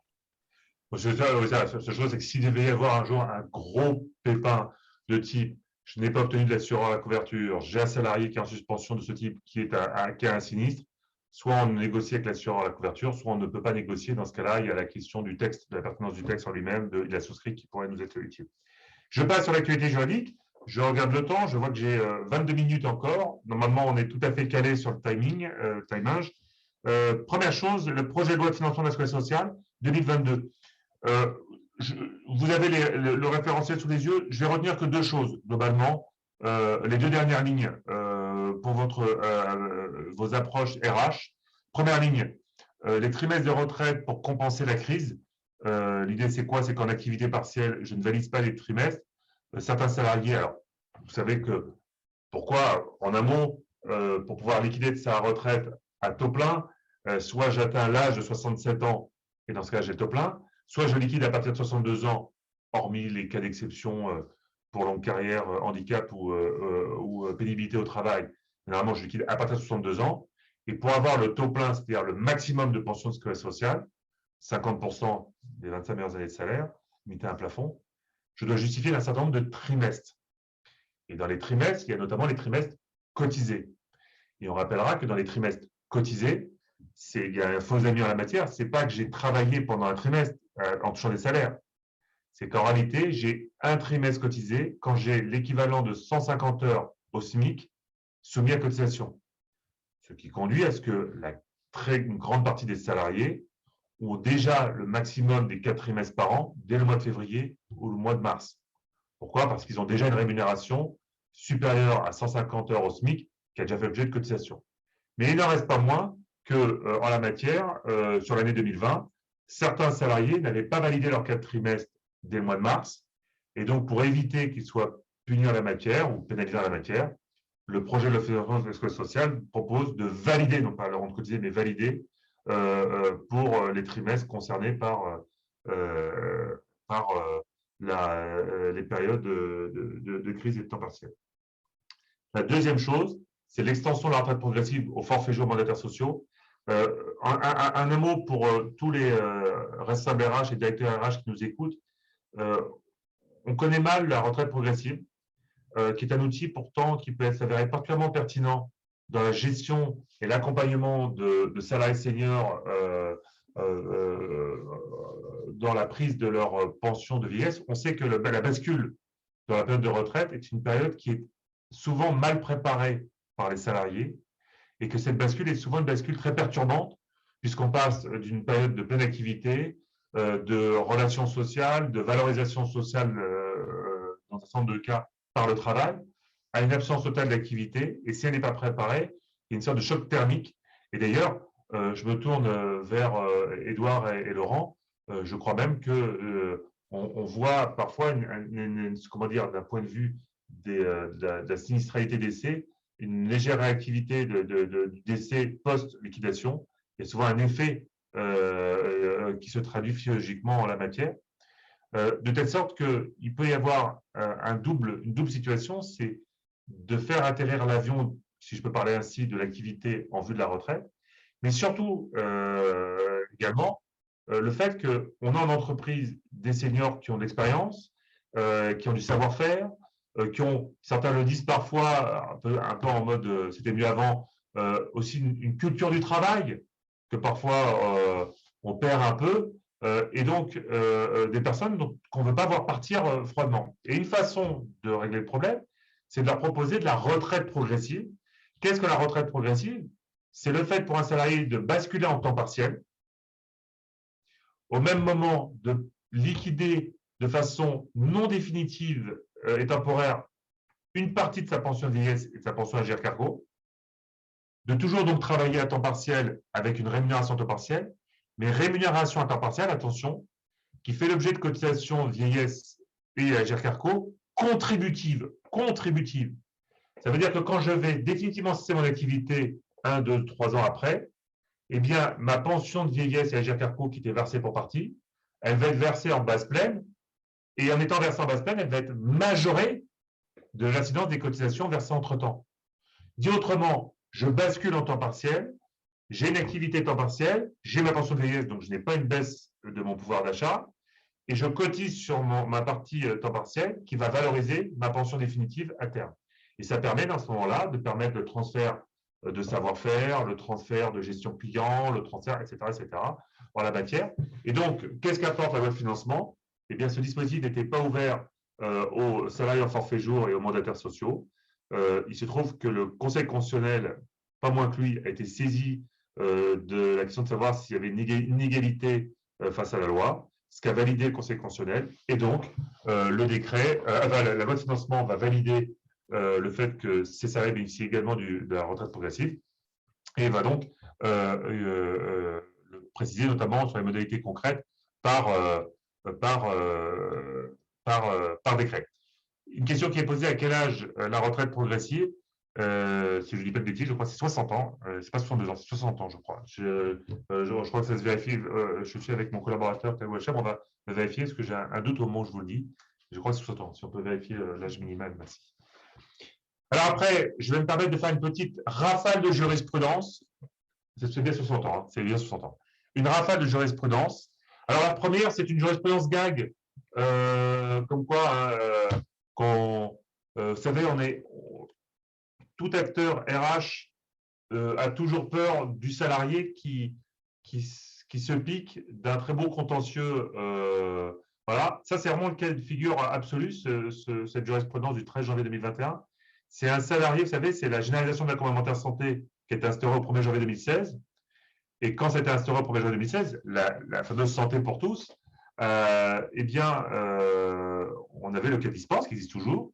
C'est le salarié qui est couvert par une couverture individuelle. Et la dispense, mais quelle dispense? Prévue dans la loi et dans le décret, disait jusqu'à son échéance. Jusqu'à son échéance. Ça ne vaut que jusqu'à son échéance.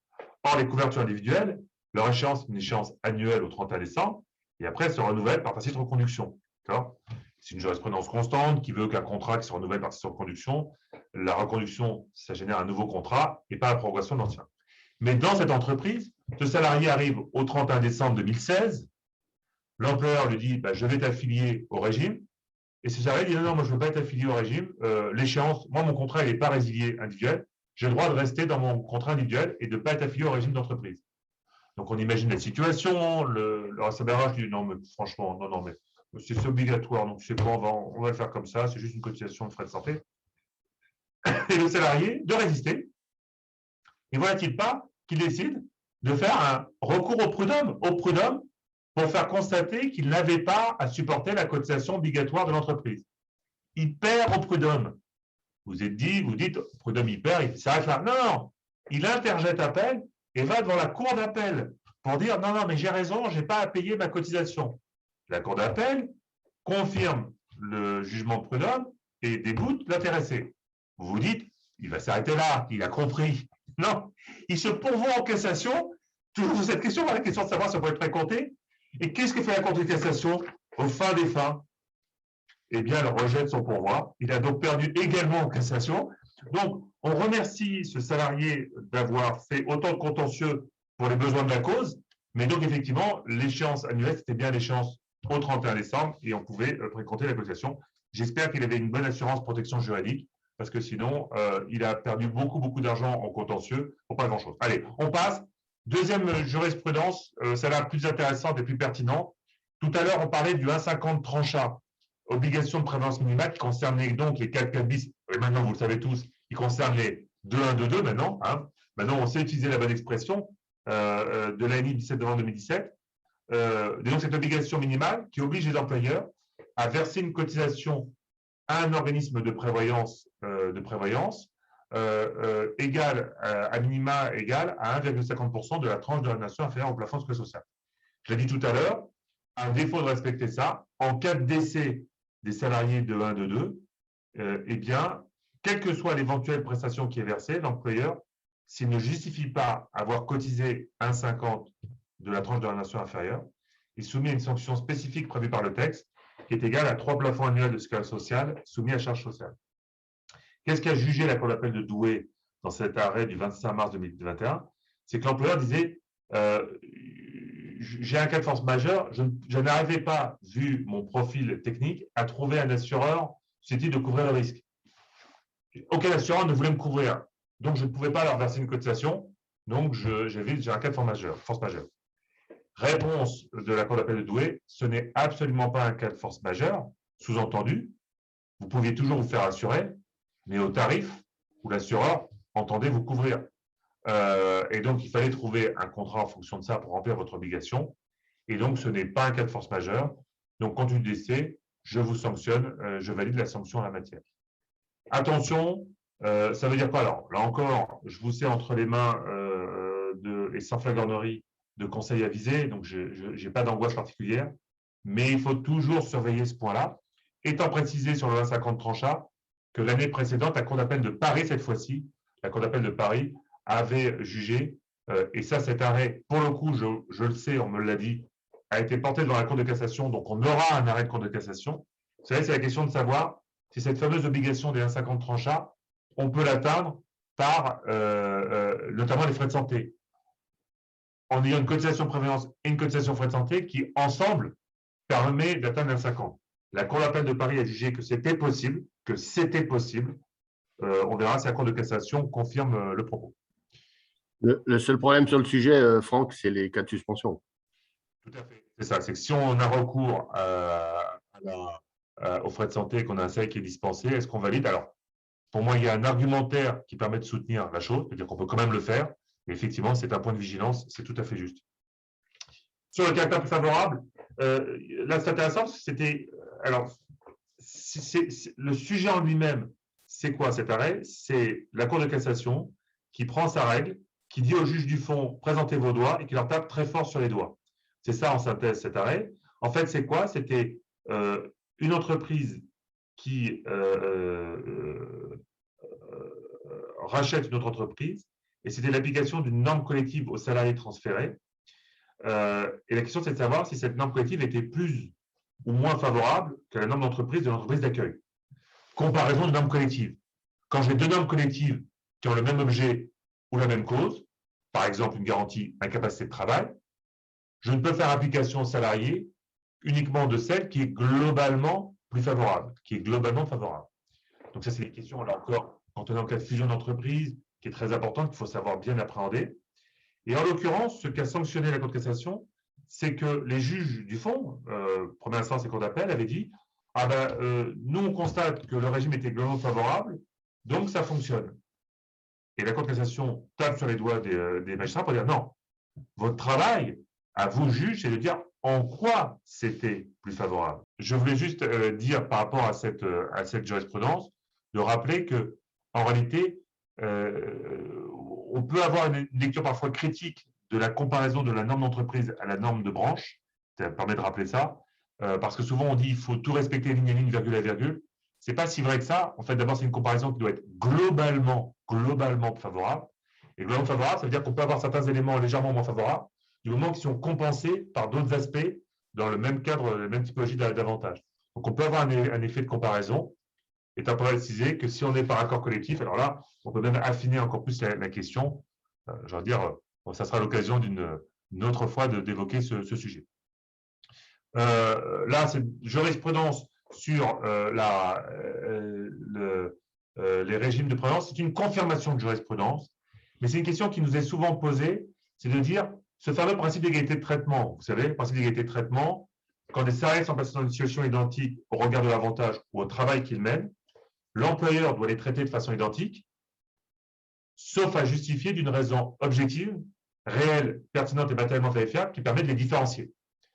Ce que dit la Cour de cassation, et cet arrêt du 9 juin 2021 est une confirmation de jurisprudence, c'est que quand je fais des différences entre salariés de catégories professionnelles distinctes, de catégories socio-professionnelles distinctes, cadres, ingénieurs, employés, techniciens, agents de maîtrise, ouvriers, quand je fais des différences sur ces critères-là, je n'ai pas de problématique d'égalité de traitement en matière de protection sociale complémentaire. Ça ne vaut que pour la protection sociale complémentaire. Je n'ai pas de problématique d'égalité de traitement. En revanche, quand je fais une différence à l'intérieur de ces catégories, là, je retombe sur la problématique égalité de traitement. En fait, la Cour de cassation considère que la protection sociale d'entreprise est suffisamment atypique et particulière pour ne pas lui appliquer les mêmes règles qu'en matière de droit du travail usuel, classique. Et donc, il faut encore, si je fais des différences entre catégories socio-professionnelles, il n'y a pas de problématique d'égalité de traitement. Dernier point, sauf s'il y a des questions, ça n'a pas fait réagir. Alors, dernier point, qui est un point d'ouverture sur le futur, dans les 7 minutes qu'il me reste, qui est la question de la grande sécu. Alors, ce sujet, rien que l'utilisation du terme est déjà une œuvre de communicant. Pourquoi? Parce que certains disent on a tous en soi quelque chose de Tennessee, on a tous en soi quelque chose de sécurité sociale. La sécurité sociale, créée en 1945, au lendemain de la guerre, et donc chaque Français a une relation particulière avec sa sécurité sociale. Et donc, il y a un attachement qui est très fort et qui est tout à fait légitime à la sécurité sociale. Donc souvent, c'est vrai qu'on a tendance à dire que cette merveille de la construction post-guerre et la vertu de la sécurité sociale qui fait que la France serait le pays du monde où on a la meilleure couverture de santé, la meilleure sécurité sociale, la meilleure tout ce qu'on veut, et les meilleurs joueurs de tennis tant qu'on y est. Donc, c'est un peu plus compliqué. On a bien sûr un système qui a été très bien construit, très bien fondé, mais qui, sauf affection de longue durée, ne couvre pas l'intégralité des coûts de santé. D'où le fait que le système français s'est construit sur 2 jambes, une jambe sécurité sociale et une jambe complémentaire santé. Effectivement, des réflexions sont menées pour dire est-ce que, alors c'est une réflexion qui a été menée dès l'été précédent où Olivier Véran a confié alors au HCAM, le HCAM, voyez-vous, je n'arrive jamais à avoir c'est la haute autorité, Haut Conseil, pardon, vous voyez, j'ai du mal, Haut Conseil pour l'avenir de l'assurance maladie, le Haut Conseil pour l'avenir de l'assurance maladie, l'HCAM, le soin de mener un travail technique approfondi avec l'appui d'un groupe de travail interadministratif sur l'articulation entre l'assurance maladie de base et les complémentaires. L'AMO et les AMC. L'AMO, assurance maladie obligatoire, la Sécu. AMC, assurance maladie complémentaire, les complémentaires santé. C'est-à-dire les compagnies d'assurance, les assurances de prévoyance et les mutuelles. Bon, du code de la mutualité. L'idée, c'est quoi? C'est de dire, il y aurait des choses qui ne fonctionnent pas dans le royaume du système combiné Sécu complémentaire santé. Il y aurait trop de frais, on n'arriverait pas à couvrir en matière de solidarité ceux qui sont démunis d'une complémentaire. Et donc, qu'est-ce qu'on peut avoir comme solution alternative? L'HCAM il a été diffusé. Alors, certains disent qu'il ne fallait pas le diffuser, que ça pourrait générer d'autres problèmes. L'HCAM a diffusé un projet d'avis qui contient 4 scénarios. Alors, j'ai appris depuis peu qu'on ne disait pas 4 scénarios, on disait bien 4 scénarios. Donc maintenant, je dis 4 scénarios, j'assume.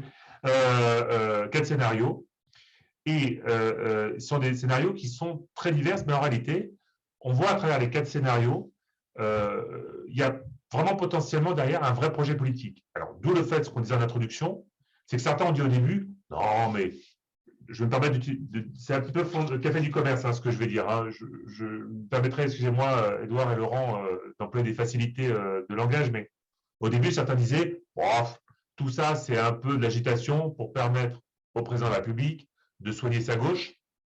C'est pas de la boxe, hein, parce que c'était l'ancien Premier ministre qui faisait de la boxe. Et de soigner sa gauche, sous-entendu qu'on ne vienne pas, ses concurrents de gauche ne viennent pas en la matière dire vous ne faites rien pour la dimension sociale. Donc certains disaient, non mais cette question de la grande sécu, c'est uniquement une sorte de positionnement politique. Et en réalité, à bien regarder les choses et à entendre tout à chacun, on se rend compte qu'il y a peut-être un vrai courant politique en la matière et un vrai objectif politique derrière cette proposition. Donc à ce stade, il n'y a bien sûr aucun projet de loi, il n'y a aucun pré-projet. Ce qui est quasiment certain, alors on va toujours être présent, mais à mon avis, il n'y aura pas de réforme avant les élections. Par contre, la question du devenir des deux jambes, c'est-à-dire sécu et complémentaire, se pose réellement. Et ce fameux HCAT, ce Haut Conseil à l'avenir de l'assurance maladie, a proposé 4 scénarios. Les 2 derniers sont déjà un peu anecdotiques, et donc en fait, c'est le match du scénario 1 et du scénario 2. Le scénario 3, c'est créer un service d'intérêt économique général, où quelque part, on dirait que les complémentaires santé devraient répondre aux exigences de ce service d'intérêt économique général, qui quelque part est une préparation un peu à ce que certains appellent l'étatisation de la complémentaire santé. Le 4, c'était le scénario d'un coulissement, où on dit tout ce qui est médical classique, ça bascule chez la Sécu, et on laisse en fait aux complémentaires santé l'optique, le dentaire, l'audioprothèse et certains dépassements. Scénario 3, scénario 4, bon, c'est quand même pas des scénarios que l'on retient vraiment. En fait, le vrai match, c'est le scénario 1 versus le scénario 2.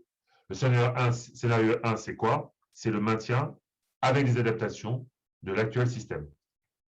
Vous me permettrez, Edouard et Laurent, de faire de façon très très résumée, hein, bien sûr, hein, l'échange dans les 2-3 minutes qui me restent. Le scénario 2, alors là, attention, c'est ça ce qu'on appelle la grande sécu, c'est le scénario 2. C'est le fait de dire que ce que couvre actuellement la Sécu en cas d'affection de longue durée, c'est-à-dire l'intégralité des prises en charge, et bien, ça serait l'intégralité des prises en charge dans toutes les situations, même hors affectation de longue durée.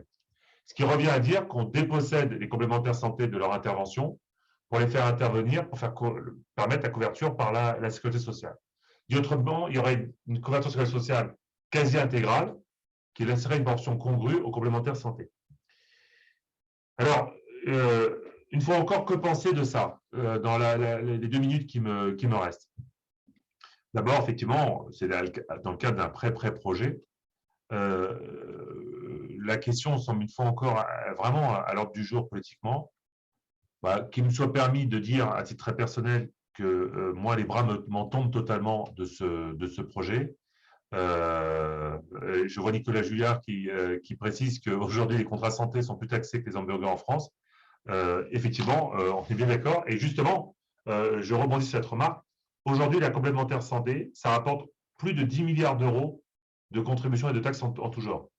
Mais surtout, ça veut dire que très tranquillement, on projette de mettre dans les comptes de la nation ceux qui génèrent la notation des organismes dans le monde, ceux qui génèrent notre capacité de générer de l'emprunt pour la France, qu'on va alourdir la sécurité sociale française à hauteur du coût de cette complémentaire santé prise en charge par la sécurité sociale.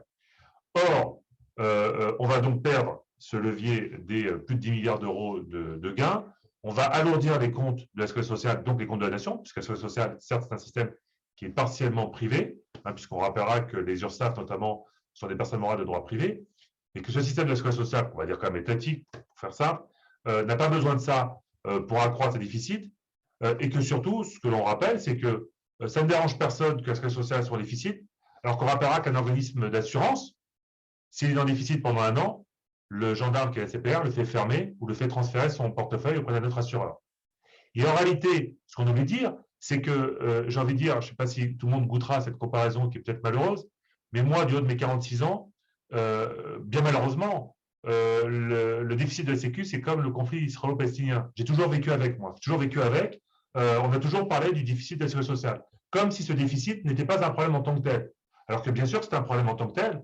Et il est quand même bizarre qu'on va chercher à accroître ce déficit, là où au contraire, les complémentaires santé, elles génèrent un suivi et une sorte, j'ai envie de dire, de vigilance en la matière, que les complémentaires santé, ce sont elles qui ont permis toutes les voies de développement et les créations sur le dispositif et les dispositifs médicaux, cela provient des complémentaires santé, pas de la sécurité sociale, que lorsqu'on compare le coût de gestion entre la Sécu et les complémentaires santé, on fait une comparaison qui est complètement malheureuse, puisqu'on ne prend pas en compte le coût réel du recouvrement des cotisations de sécurité sociale par les URSSAF.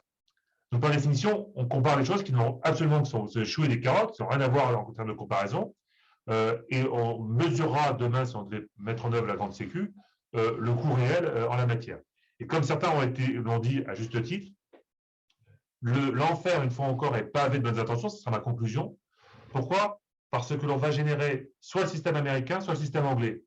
Le système américain, c'est un système où en réalité vous n'avez quasiment pas de sécu, et donc un système où seuls peuvent l'accéder ceux qui ont des moyens très particuliers. Et le système anglais, c'est le système dit beveridgien, qui est au départ vertueux, mais qui fait qu'en réalité, vous avez au fur et à mesure du temps les contraintes budgétaires, qui fait que quand on va faire la grande sécu, un acteur du monde de l'assurance a dit petite sécu, petit déficit, qui sont déjà gigantesques, grande sécu, grand déficit.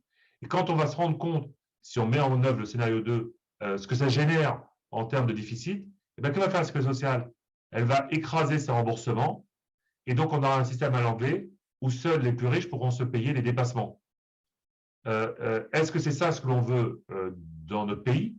Est-ce qu'on préfère pas en réalité qu'il y ait une complémentaire santé qui est un outil qui certes a parfois ses contraintes, on est bien d'accord en la matière, mais qui a été un énorme vecteur de négociation dans les branches, dans les entreprises, et qui, quelque part, a fait réellement des preuves de son efficacité. Donc, en synthèse, on est loin d'une vraie réforme législative sur ce sujet, mais effectivement, les termes du débat, ce sont ceux-là. Est-ce que le scénario 1 va prévaloir sur le scénario 2, ou est-ce que c'est le scénario 2 qui va prévaloir? C'est ça qu'on va suivre, et ça fait un vrai sujet, en tout cas, politique, comme on disait, de gestion de beaux sujets politiques, en tout cas, qu'on pourra débattre pour les soirées hivernales en vue de l'élection présidentielle à venir. Voilà ce que je pouvais vous dire en essayant de tenir le timing. 10h34, j'ai 4 minutes de retard, vous pouvez m'excuser pour ces 4 minutes de retard. Merci Franck pour cette brillante intervention. Sur la grande sécu, on a compris qu'on est vraiment tout au début d'une réflexion. On rappellera que malgré les différents chiffres qui sont communiqués par tous ces grands spécialistes qui interviennent sur tous les plateaux télé, nous, sur la partie collective et sur la partie entreprise, on est à peu près sur 1 euro dépensé par la Sécu, 1,30 € ou 1,40 € dépensé par la complémentaire santé pour couvrir les dépassements et tout ce qu'ils vont faire sur la partie optique dentaire et d'avoir des garanties plutôt haut de gamme et plutôt de qualité et des taux de couverture qui vont bien. D'où quand même l'importance de ces deux jambes et l'importance encore de pouvoir maîtriser aussi bien ces garanties que ces tarifs, ce qui ne sera globalement plus trop le cas avec une grande sécu où on laisserait la bride sur le coup à des garanties moins bonnes et des augmentations de tarifs plus contrôlées. Globalement, merci tous pour votre écoute. On reste évidemment plus aujourd'hui que jamais à votre disposition dans ce paysage mouvant. Dans un contexte, Laurent l'a dit en introduction, mais ça vaut quand même le coup de le redire, dans un contexte de recrutement qui est complexe et qui est assez compliqué. Quelques thèmes font la différence et peuvent le faire. Il faut surtout nous solliciter là-dessus. Tout ce qui est partie de retraite et d'épargne salariale rentre et commence à être des sujets de réflexion pour les entreprises. Ça ne l'était pas il y a encore quelques temps. Pour l'épargne salariale, si, mais sur la partie retraite, pas trop. Des dispositifs qui sont parfois un petit peu vieux, qui méritent d'être dépoussiérés. On est là pour vous accompagner dans cette réflexion. Il y a aussi un thème assez important qui est celui de la couverture de vos mobilités internationales post-Covid, parce qu'on n'est pas sur les mêmes contrats quand on se déplace maintenant aux États-Unis professionnellement qu'avant, même si c'était déjà compliqué avant. Donc, globalement, nos équipes sont là, sont à votre disposition. On n'est pas influenceur ni youtubeur, donc on ne vous demandera pas de liker ou de partager ce webinaire. Maintenant, n'hésitez pas à nous remonter vos commentaires afin qu'on puisse nous toujours essayer d'adapter et d'améliorer le format et que ça complète toujours votre besoin et votre besoin de vos actualités.